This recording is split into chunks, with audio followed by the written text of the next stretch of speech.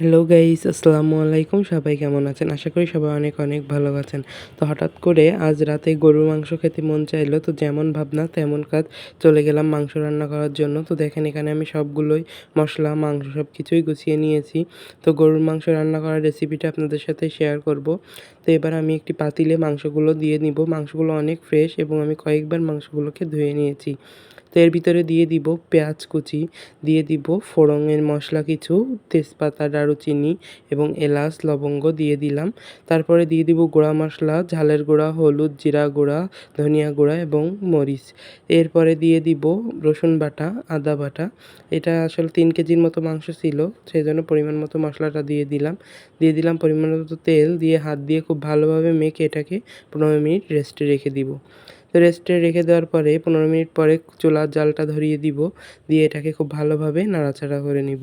এখনই এর ভিতরে কোনো পানি অ্যাড করব না, কারণ মাংস থেকে অনেকগুলাই পানি বের হবে এবং এগুলোকে খুব ভালোভাবে আমরা নেড়ে-চেড়ে মাংসটাকে কষিয়ে নেব। মাংসটা যত বেশি কষানো হবে তত মাংসের স্বাদটা ভালো হবে। তো মাংসটা প্রায় কষানো শেষ এবং এবারে আমি এর ভিতরে কিছু গরম পানি দিয়ে দিব। দিয়ে মাংসটাকে আবারও ঢেকে দিব। তো মাংসটাকে পানি দিয়ে ঢেকে দিয়েছি। দেখেন রান্না প্রায় কমপ্লিট হয়ে গেছে। এবার এর ভিতরে দিয়ে দিব আমি গরম মশলা গুঁড়া। দিয়ে মাংসটাকে এবারও ঢেকে দিয়ে নামিয়ে দিব। তো আমাদের মাংসটা রান্না হয়ে গেছে। দেখেন মাংসর চেহারাটা অনেক সুন্দর হয়েছে।